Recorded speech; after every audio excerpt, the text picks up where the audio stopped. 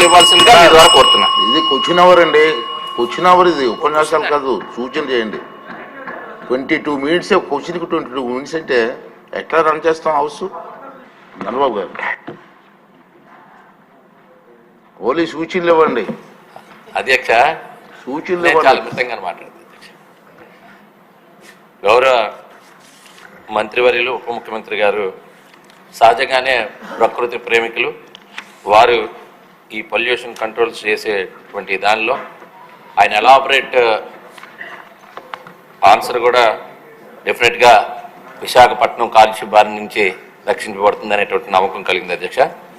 ప్రధానంగా అధ్యక్ష, ఈ బౌల్ ఏరియా ఏదైతే అన్నారు, విశాఖకి చుట్టూ ఉన్న కొండలు ఎంత ఆహ్లాదకరంగా ఇస్తుందో అదే ఈరోజు ఏవైతే పూర్వపు పారిశ్రామిక వాడగా ఇప్పుడు ఆ బౌల్ ఏరియా ఏదైతే ఇప్పుడు మెన్షన్ చేశారో మంత్రి గారు, ఆ ఏరియా అంతా కూడా మా నియోజకవర్గం పశ్చిమ నియోజకవర్గంలో ఉందండి అధ్యక్ష. ఒకవైపు రసాయనాలకు సంబంధించినటువంటి ఇండస్ట్రీస్ కానీ, విశాఖపట్నంలో 2 ఇండస్ట్రీస్ భారీ ఇండస్ట్రీస్ మూతబడినాయి అంటే కేవలం పొల్యూషన్ కారణంగా మూతబడినటువంటి హిందుస్థాన్ జింక్ లిమిటెడ్ కానీ, ఇటీవల కాలంలో ఉండేటువంటి ఎల్జీ పాలిమర్స్ కానివ్వండి, ఈ 2 కూడా ఏవైతే ప్రమాదకరమైనటువంటి రసాయనాలు అసలు పబ్లిక్ కూడా ఒక అవేర్నెస్ రావడానికి కారణమైనవి అధ్యక్ష. ఒకప్పుడు స్టైరిన్ మనుమోల్ అంటే ఏంటో తెలియని వారు దాన్ని పీలిస్తే మనుషులు చనిపోతారు లేదా అనేక లంగ్ డిసీజెస్ వస్తాయి, దీర్ఘకాల వ్యాధులు వస్తాయి అనేటువంటి అవగాహన పెరిగింది అధ్యక్ష. ఈరోజు ఏదైతే ఈ బౌల్ ఏరియాలో ఉండేటువంటి ఇండస్ట్రీస్ అన్నిటిపైన కూడా ఒక పర్యవేక్షణ అవసరం అధ్యక్ష. ఈరోజు మంత్రి గారిని కోరుతున్నారు. ఈరోజు మెంబర్ సెక్రటరీ అంటే ఇప్పుడు మాకు విశాఖపట్నంలో పొల్యూషన్ కంట్రోల్ బోర్డు ఆఫీస్ ఉంది, ఒక ఏఈఈ స్థాయిలో అధికారులు ఉన్నారు.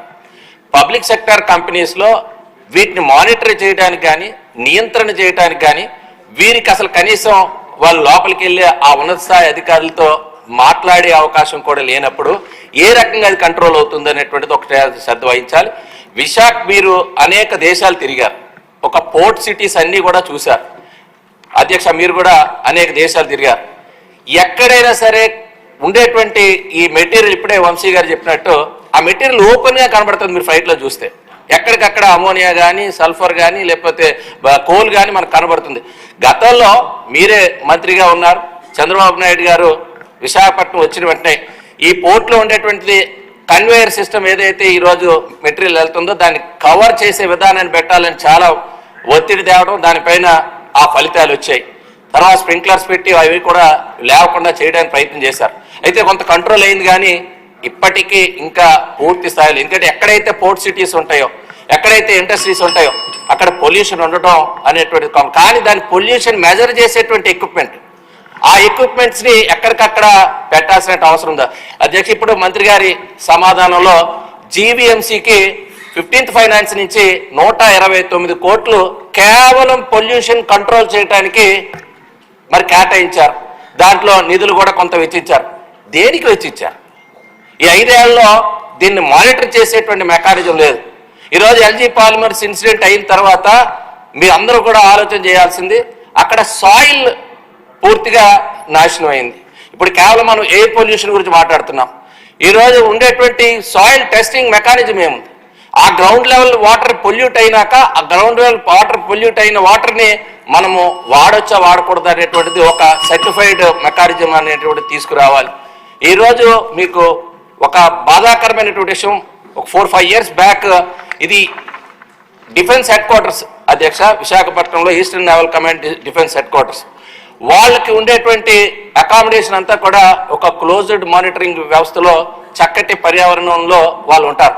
వాళ్ళు ఎవరైతే ఎంప్లాయీస్ బయట రెంట్కి తీసుకుంటారో మా ప్రాంతంలో ముఖ్యంగా కోరమండల్ ఫెర్టిలైజర్ యూనిట్ చాలా ప్రమాదకరమైనది.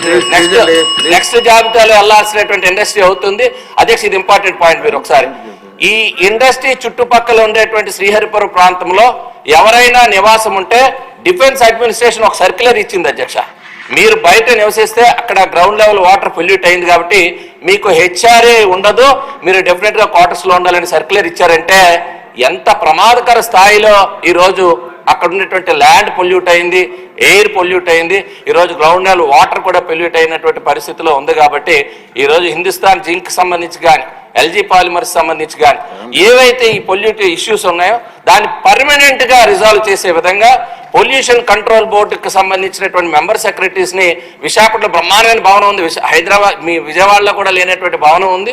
సో అక్కడికి గనక తరలించి నిరంతర పర్యవేక్షణ చేసే విధంగా ఆదేశాలు ఇవ్వాల్సిందిగా మీ ద్వారా కోరుతున్నాను. ఇది క్వశ్చన్ అవర్ అండి, క్వశ్చన్ అవర్ ఇది ఉపన్యాసాలు కాదు, సూచన చేయండి. 22 minutes క్వశ్చన్కి 22 minutes అంటే ఎట్లా రన్ చేస్తాం హౌస్? మంత్రి గారు, సార్, మినిస్టర్ గారు. Sorry sir. సార్, గౌరవ సభ్యులు లేవనెత్తిన అంశాలన్నింటినీ క్షుణ్ణంగా విన్నాం సార్. ముఖ్యంగా గ్రీన్ విశాఖ ప్రోగ్రామ్ సంబంధించి ఒక 40 లక్షల మొక్కలు నాటడం జరిగింది అధ్యక్ష, 7,000 ఎకరాల్లో అప్రాక్సిమేట్గా. ఇది 2012లో ప్రారంభమైంది, 2021లో ఎండ్ అయింది.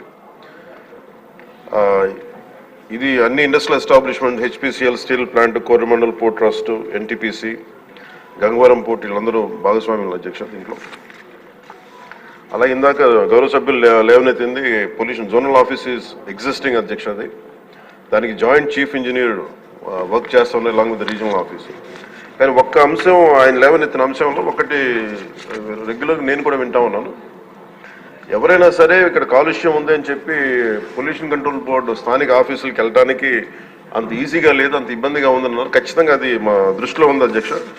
డెఫినెట్లీ దాన్ని వాళ్ళు కరెక్టెడ్. ఎవరైనా సరే పొల్యూషన్ ఉంది అనేది మాకు ఇబ్బందిగా ఉంది అని చెప్పి పొల్యూషన్ కంట్రోల్ బోర్డుకి ఏ ఆఫీస్కైనా వెళ్ళేలాగా ఆ చర్యలు తీసుకుంటాం అధ్యక్ష.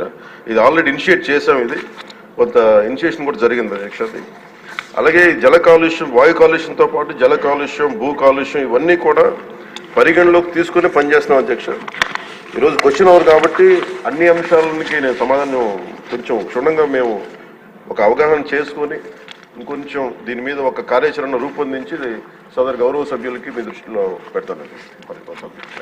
మంత్రి గారు, నా సూచన ఏంటంటే విశాఖపట్నం మీ నగరం మీకు ఇష్టమైన నగరం అంచేత అక్కడ సభ్యులు చెప్పింది మాత్రం వాస్తవం, మీకు కూడా తెలుసు. మీరు ప్రత్యేకంగా ఒకసారి వచ్చి ఇన్స్పెక్ట్ చేస్తే బాగుంటుందని నా ఉద్దేశం.